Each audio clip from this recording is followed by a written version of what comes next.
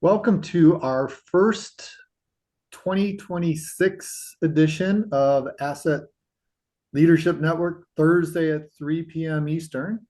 And today we're going to be looking back to look forward. We'll be talking with Jim Dieter, our chair and CEO, and Rich Culbertson, a board member and senior fellow, about their work in establishing the ASTM E2279 asset management standard in 2003, which came about prior to PAS 55 out of the UK and prior to ISO 55000. This is kind of a foundational document, but we'll get into that later. And we'll talk about why it's still relevant. We've got some very good news about what's happening with E2279. But before we get started, want to thank our patron members. There's been a little bit of change. Things are very different, the landscape in Washington, D.C., and we're reflecting that in our membership, which is going to be growing because we're establishing a new membership types of categories. And but thank you to our patron members, Mantech, Onuma Inc., and ABS Quality Evaluations, and also all of our organizational members, which, as I said, look to be growing this year. We're excited about that. So before we get in with Rich and Jim, part of the reason why that's going to be growing is the incredible work that's being done with the Linux Foundation. We're going to be getting together at the ASHRAE, American Society of Refrigeration, Heating, ASHRAE, American Society of Heating, Refrigeration, and Air Conditioning Engineers. It's just one type of asset, but there are smart assets. They're looking to move forward with a asset leadership approach. They've bought into the fact that in order for the transformational activities to occur with assets, leadership has to understand that and actually be involved in directing it. So they're fully bought into asset management and asset leadership, and it's exciting. There'll be programs on the 29th of this month and follow-up programs after the event. Very exciting. And it's also exciting to know that the foundation of the Asset Leadership Network, with our founding members of Jim Dieter, Rich Culbertson, there were many more others who were right there at the beginning, but their work that was done all the way back in 2002 set the foundation for the asset management journey that the United States is on and actually the world is on. And we want to start this year by looking back. But Rich, can you tell us the news? Let's not make people wait. Can you tell us the news about how E2279 is relevant going into the future as of this year? We know that the president had provided executive orders and also orders to the Office of Management and Budget to uh, make the acquisition process more effective and efficient. Because there's been a lot of complaints on the part of those who participate in the acquisition process that the existing process is not as effective and efficient as it needs to be. And so they've reached out to various folks and also public information to try to get good ideas, in fact, how to improve the federal acquisition regulations. I received a note to participate in that as well, and we had also reached out to some of these decision makers about our ideas, initially, and we were able to send out information which we thought would improve the existing Federal Acquisition Regulation Part 45. Now, how that started, of course, is that So, Rich, before we go into the starting part, I just wanted to get to the nugget that there was a request from the Office of Management and Budget for suggestions to improve the federal acquisition regulations. part of the ALN submission for improvement, which was led by Rich, was to make E2279 mandatory. And it Mandatory under the property clause. under the property clause, and it Yes. looks like that is going to be accepted and be in there. So this Yep. document that Jim and Rich were involved with starting 2002, more than 20, about 25 years ago, 24 years to be specific, is still being relevant and is still helping the United States improve its asset management. So, but before we start patting each other on the back about that, I wanted to get a little bit into the history. So, Jim, how you doing today? Good talking to you. And Rich. So we were about to, in preparation for this meeting, start talking about how it all got started and why it all got started. Um, but Jim likes to hold that off for the live event. So Jim, let me start with asking you about the why E2279 was a good thing at the time. Well, there's longer versions and shorter versions, but a quick take on the longer version is uh, around 2000, a group of us decided to start working on standards for what we called property management, equal exactly, really, to asset management. We use the word property because that's what was used by the U.S. government and still is largely. And we ended up shortening the story, developing standards through ASTM. And we had three we were working on at the start. One was terminology that I worked on.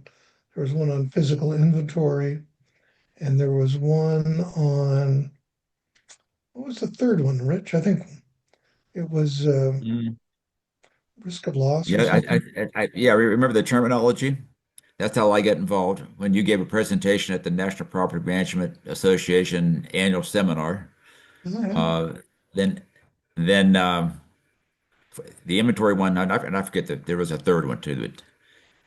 And I think probably 2279 was maybe the fourth one that was issued, but in So I, 2023. I sucked Rich in my usual way by volunteering him to be the next person to lead the work on the terminology standard. And then, Rich, you were talking about Steve Michelson in 2279. Do you have those words? Yeah, Steve Michelson, he was the director of resources for the Department of Energy. So he was a high-level executive for Department of Energy. And he was also a leader in trying to establish the need to establish standards. And that actually came from, the an agreement made in 1995 uh, internationally that tried to create standards. Um, And I first started getting involved in that, where the government wrote a law basically says that the government needs to adopt standards in lieu of regulations. That back then there was a lot of DOD had a whole lot of standards. They had standards on T-shirts, for example, and there were arguments within Congress and say, well, why are you doing standards on T-shirts? Just go ahead and buy them from pennies. You know, and so that's why the whole commercialization stuff that the government should not be in the business of writing finite low-level standards because I think they had like 20,000, just a lot of different standards. And therefore, what should occur is in fact international standards, and the international standards would help foreign trade, but also take the federal government off the hook of getting involved in these low-level type standards. Now, and that's worked out pretty well because when you take a look at the world in 1995 versus the world now and the amount of international trade and such, it's a different world. A whole lot of people around the world have benefited from standards and international trade. And I know there's some of that stuff it's argued right now, but the fact is, uh, there's a lot of lives that in fact have benefited from this. Now, part of that initially came from government Which contractors was the quality standard, and the quality standard was 9858A, and everybody's required to go through it. But then there's an ISO standard, ISO 9000, and DoD required all these government contractors to stop using 9858A and go ahead and get certified through ISO 9000. Lockheed Martin was one of that, and that was a part of switching from that because it was a property portion of ISO 9000. So this started uh, the ball rolling and things happening not only in quality but in other areas, and that's where uh, National Property Management Association and uh, the folks within the government, we need to get started. And therefore, there was an arrangement with ASTM. It was American Society of Testing and Material at that time, but they changed their name once the World Agreement came to ASTM International. And so that set the stage for getting out of just materials, but overall, in general, intangible processes, just like quality is an intangible property or it's a business system. And so so ASTM 22.7 was there to satisfy a need to try to supplement and improve the government property function within contracting. Excellent. Jim, what kind of needs did you see A Well, 227 meet? so the bit I wanted to add, I might address that, is Steve Michelson, his first thought was to write an all-encompassing standard of everything we needed to know in one standard. And we were kind of already on the path of writing, more to the point standards, so shorter standards on specific topics. And Steve had a draft that was thicker than ISO 55000 would be in the future on this first draft. And we just thought it was too complex to try to describe the whole thing in one document.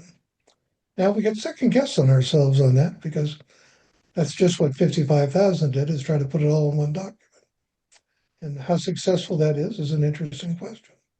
But the individual ASTM standards we have, I think, have been very successful because you can get a standard just on physical inventory, some very tactical things. And what emerged out of that was the idea of an overarching standard that was the more wise standard. And somehow that became E2279 under Rich's leadership. So you Excellent. need to know the Simon Sinek version always seems very appropriate to me in these kind of discussions of, you start with the why, then you get to the how, and then finally you get to the what. So we had some what, and we had a little bit of how, and this 2279 provided the why and got down to some of the how without trying to solve every problem in one document. Yeah, Excellent. one of the things that I think has always been kind of a problem is that um, I or FAR Part 45 is not complete. A lot of things apply to property; they're not necessarily in FAR 45. And also since 2000, there's been other documents that overlay uh, property management, such as some of the uh, Government Accountability Office documents, like the GAO Yellow Book, which has to do with audits, and the GAO Green Book, which has to do with internal controls. Now, that stuff is actually kind of foundational in information that applies to property management, applies to all government operations. But yet the FAR doesn't really address those issues at this point. And it obviously didn't address it with property management. But the fact is, those things are ever present. The same with, documents concerning the minimization of waste, fraud, abuse. Those things are in existence. So what we try to do with 2279 And the latest version of that is make it kind of like the Rosetta Stone, where there are multiple sides of it in the complete monolith. Or another way you can say, well, it's the whole soup of management or governance. It takes a lot of different ingredients to pull it off properly. So how has the document evolved? Well, with ASTM, what's required is that each standard is required to be reviewed on a 5-year basis, and and it has been. That first of all, it started in 2023. Then there was a 2007 to I think it was 2020, 2009, 15, 20, and now 25. That I may be wrong on one that's been essentially correct, but therefore, and part of most of the standards are continuous process improvement. You can't have continuous process improvement if you don't review things and change things, or at least review them. And so during those times, the members of ASTM, which is made up of experts, has over time reviewed the document and improved it. Maybe take a few things out, but add things. uh, make it crisper so that a person who wants to look at overall property management can take a look at the full picture. And part of that full picture is also things like ISO 55000, ISO 55000, 5001, 5002, 5010, etc.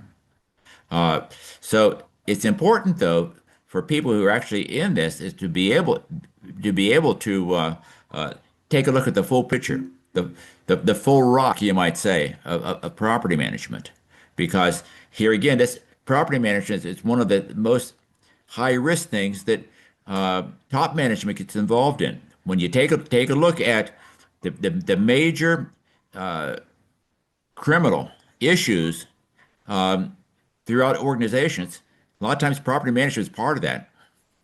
Enron was property management. Uh, WorldCom was property management. Property management or accounting or how those things were approached. Okay, And so so it's important. The standards are important to make sure people know what they're required to do. right. So Jim, instead of talking about the evolution of E2279, can you talk about its place as more standards have come onto the scene? Yeah, let me start just with a quick comment about asset or property management systems. The U.S. government really got this started.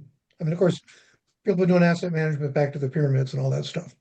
With people talking about it tend to think it was invented in Britain, 15 years ago or something.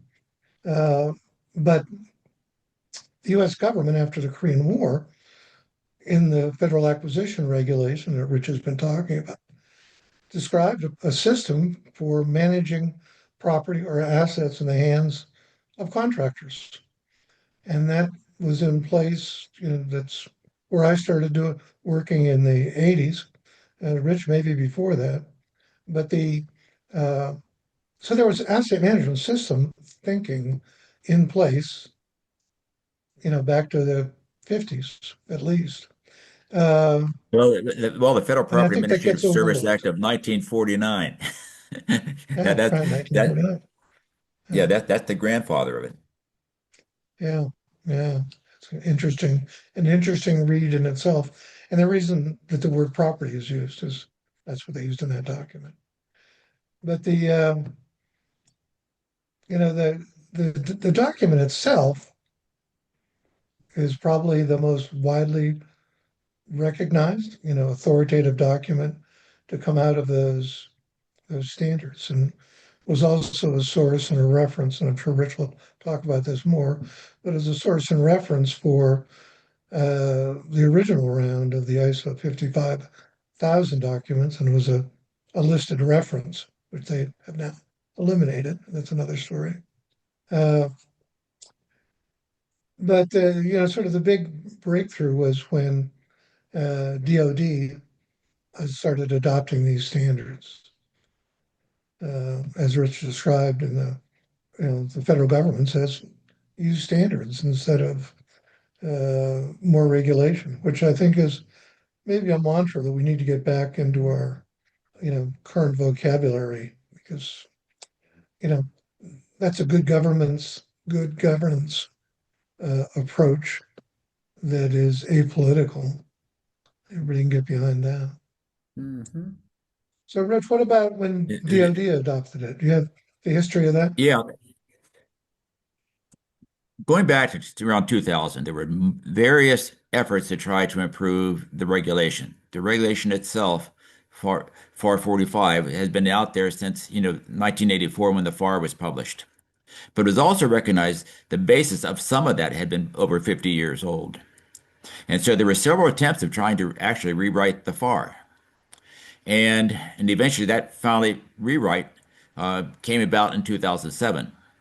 But some of these ideas, however, in ASTM 2279, uh, got into the regulations. For example, under FAR 45 and solicitation, contractors can submit their and are required to submit their property management plan.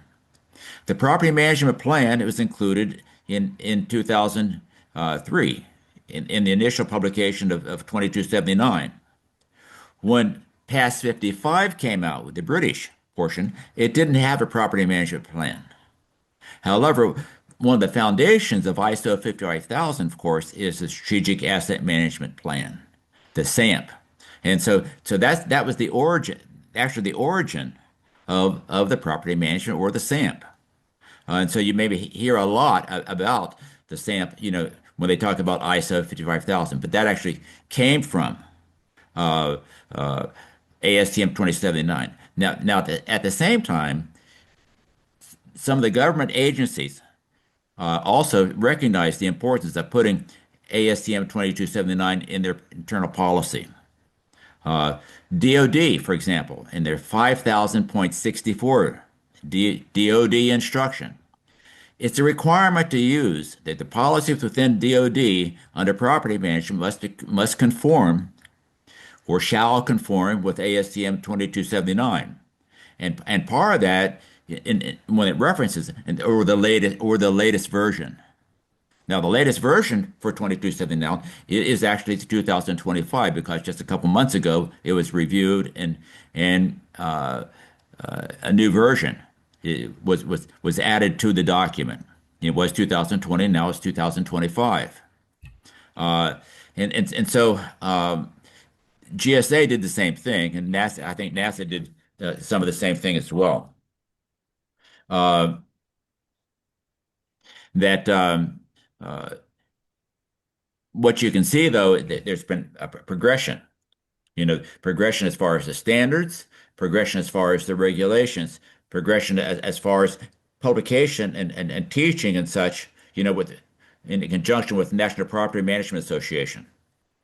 you know that the whole use of standards is part of the kind of the guiding principles of the property National Property Management Association, and as a result, the ASTM we show up uh, at the national seminars annually. That's been our practice, and again, trying to make sure that we in fact are drawing in experts to help write these standards and vet these standards.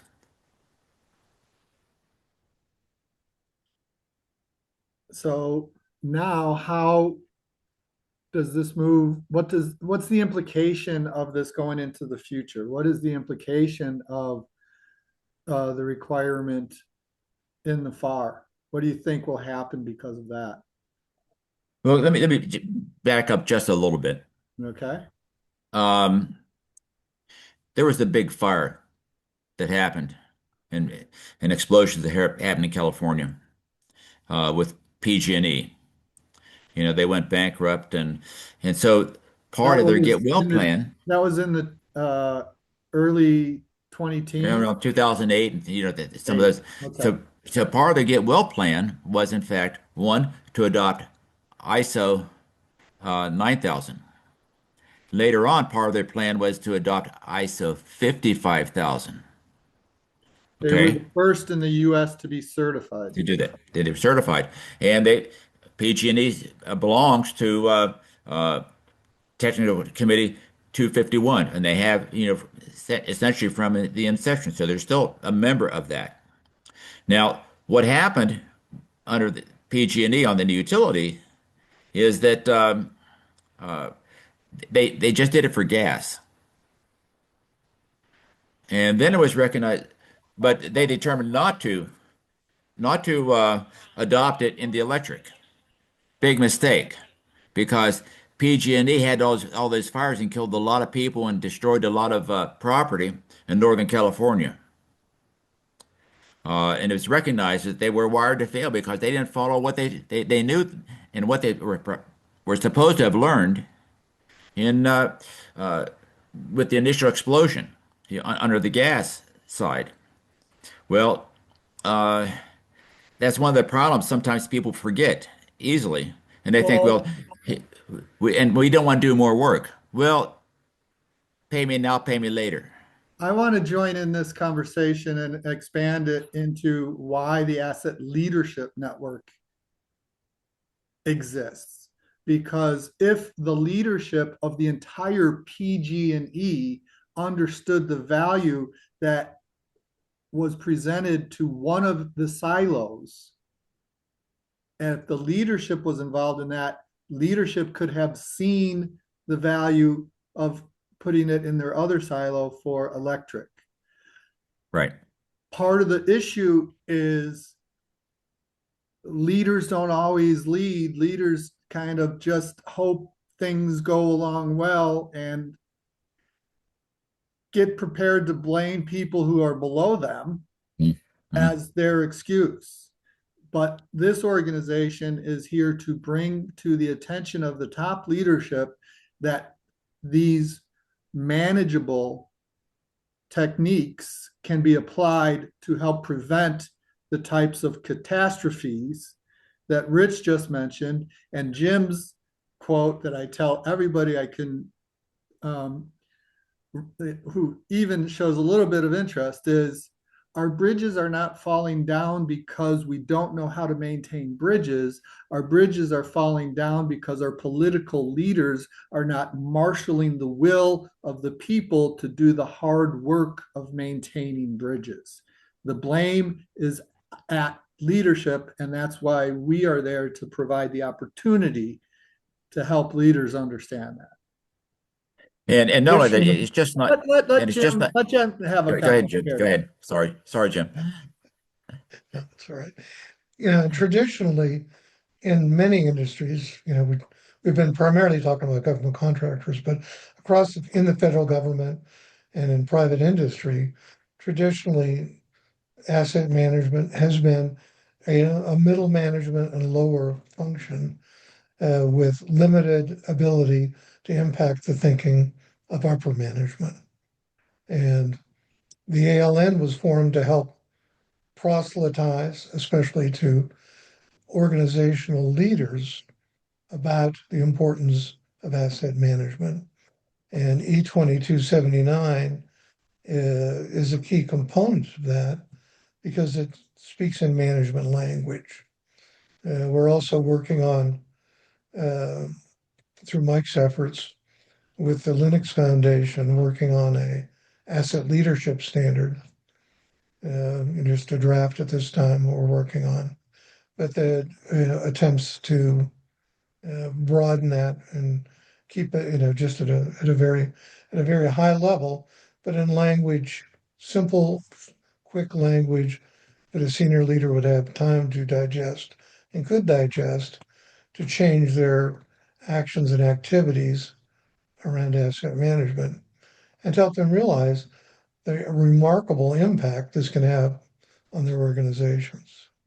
Jim, that's a perfect summation of how E2279 is leading into the future because it's your idea for this asset leadership standard. And we're so happy to have the wind in our sails of the Linux Foundation activities. And like I said at the beginning of this, they get it. They understand the importance of having the leadership. They gave us the ability to set up a working group focused on that. And that is definitely some of the things that we're excited about in terms of 2026. And Remarkably smart people we're dealing with from there too. well, I've got to say also that being involved in the Asset Leadership Network has exposed me to wonderful people who are extremely smart also. And the Linux Foundation is just expanding that. And it's kind of neat to be in this realm of top thinkers who get it and are motivated to do something about it.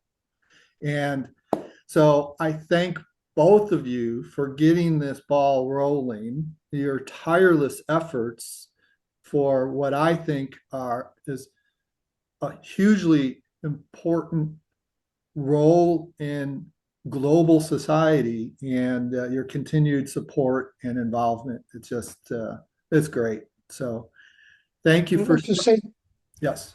let's just say, as in our, we usually talk just briefly before these events, and I always like to avoid getting too much into the actual discussion.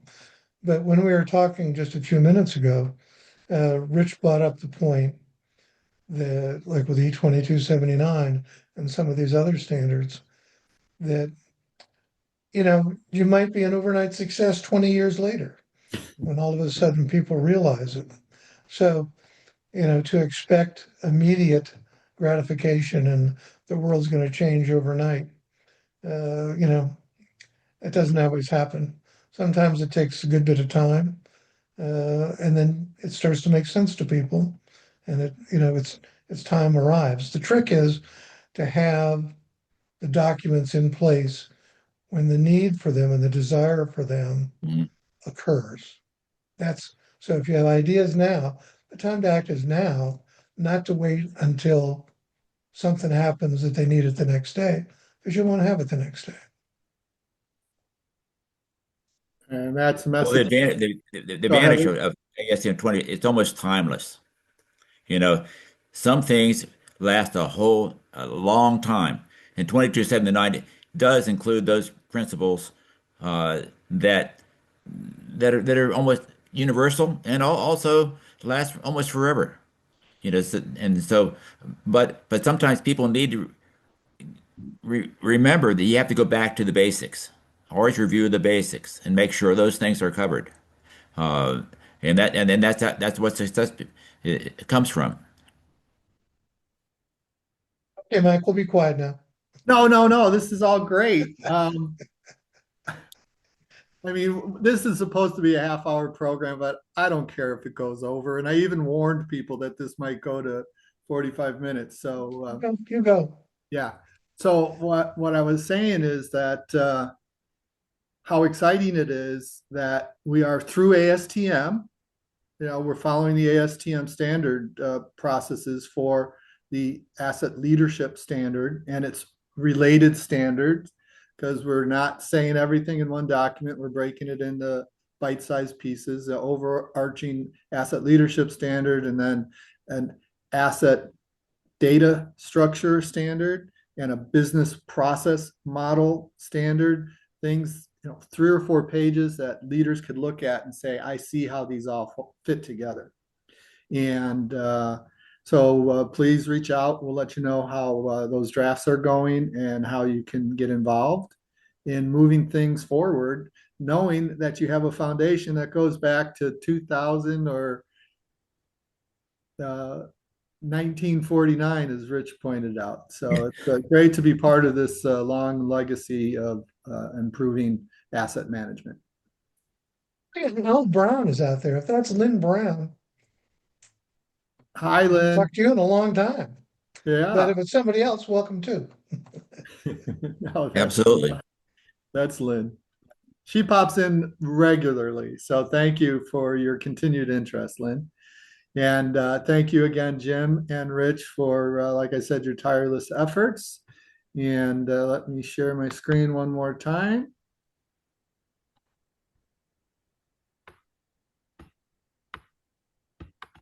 Oh, I remember back in the good old days when we had a technical director who could help with all of this stuff. Um, we still have a technical director. Nick is doing really well, and he continues to support us. So that's good. So hi, Nick, who will be watching this to edit it. And thank you again, Jim and Rich, for starting 2026 off with the foundation in history and a look to the future. And thanks again to our patron members, Mantech, Onuma, and ABS Quality Evaluation, and to all of our organizational members. And we look forward to 51 more of these programs in 2026. Well, it won't be exactly 50. Absolutely. We'll see you next week. Thanks, everyone. Bye. Thank you, everybody. Bye now.